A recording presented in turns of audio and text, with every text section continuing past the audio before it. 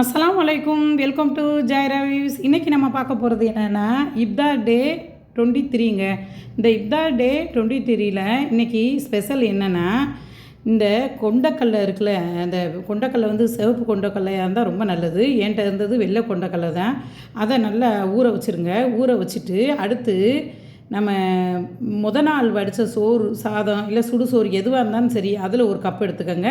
இந்த கொண்டக்கடலை ஊற வச்ச கொண்டக்கடலை ஒரு கப்பு, ஒரு அரை கப்பு ரவை எடுத்துக்கோங்க. அப்புறம் தயிர் அரை கப்பு எடுத்துக்கோங்க.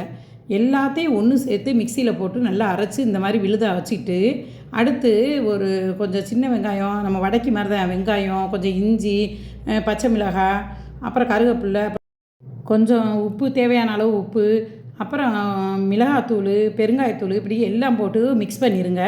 எல்லாத்தையும் அந்த விழுதோடு சேர்த்து மிக்ஸ் பண்ணி அந்த தயிர் நம்ம ஊற்றிருக்கோம் பாருங்களேன், அதுவே ஒரு டேஸ்ட்டு கொடுக்கும். அந்த சோறு போட்டிருக்கிறது வந்து மொறுமொறுப்பு கொடுக்கும். உடம்புக்கு ரொம்ப ஹெல்த்தியானது இந்த கொண்டக்கடலை. இதில் சிவப்பு கொண்டக்கடலை இருந்துச்சுன்னா ரொம்ப நல்லாயிருக்கும். போட்டு இந்த எடுத்தோம்னா இந்த பணியாரம் வேறு லெவலில் இருக்குங்க. அப்படி மொறுன்னு டேஸ்ட்டும் செம்மையாக இருக்குது.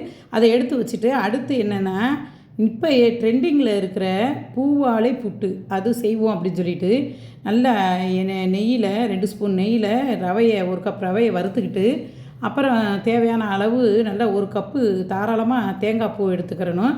அப்புறம் நல்ல வெல்லத்தை வந்து நுணுக்கி சர்க்கரை மாதிரி எடுத்து வச்சுக்கோங்க. எடுத்து வச்சுக்கிட்டு கொஞ்சம் 2 வாழைப்பழம் அதில் போடுங்க. எந்த வாழைப்பழமாக இருந்தாலும் ஓகே. பூவம்பழமாக இருந்தாலும் சரி, வேறு கற்பூரமாக இருந்தாலும் சரி, இல்லை செவ்வாழையாக இருந்தாலும் சரி, என்ன வாழைப்பழமாக நாட்டுப்பழமாக இருந்தாலும் ஓகே. எல்லாம் வாழைப்பழத்தை போட்டு நல்லா பிசைஞ்சு ஒரு 10 நிமிஷம் ஊற வச்சுருங்க. ஊற வச்சுட்டு நல்ல வாழை இலையில் நல்லா நெய் தடவி, மெயின் வந்து நெய் தடவுங்க. அப்போ தான் நல்ல டேஸ்ட் அதிகமாக இருக்கும். அந்த நெய்யை தடவி நல்லா வாழை இலையில் உங்கள் எப்படி வேணாலும் நீங்கள் ஷேப்பில் போடலாம். நம்ம ஸ்டீமர் வச்சு நல்லா அவிச்சிட வேண்டியதான். ஸ்டீமர் இல்லாதவங்க இட்லி சட்டி வச்சு அவிச்சுக்கிடலாம். உண்மையிலே இதுவுமே வேறு லெவலுங்க, செம்மையான லெவல். இப்போ ட்ரெண்டிங்கில் இருக்கிறது இந்த பூவாழை புட்டு.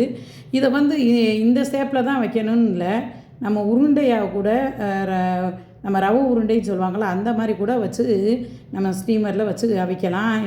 இட்லி தட்டிலையோ எதுலேயோ அவிச்சால் போதும். ஆமாம், அவிச்சு சாப்பிட்ற பொருள் செம்மையான டேஸ்ட்டில் இன்றைக்கி பூவாழை புட்டும் செஞ்சாச்சு, அந்த ரவை உருண்டை மாதிரியும் செஞ்சாச்சு. செஞ்சு எடுத்து வச்சுட்டு அடுத்து வந்து நல்லா தர்பூசை ஒரு ஜூஸ் போட்டு எடுத்து வச்சுட்டு, இளநீ இருந்துச்சு அதையும் எடுத்து வச்சாச்சு.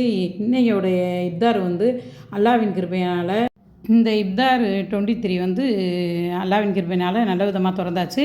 இன்னும் இருக்கிற நாட்களையும் அல்லா சிறப்பாக்கி வைக்கட்டும். அல்லாட்ட நாங்கள் வந்து உங்களுக்காக துவா செஞ்சுக்கிறோம். நீங்கள் வந்து எல்லோரும் எங்களுக்காக துவா செஞ்சுக்கோங்க.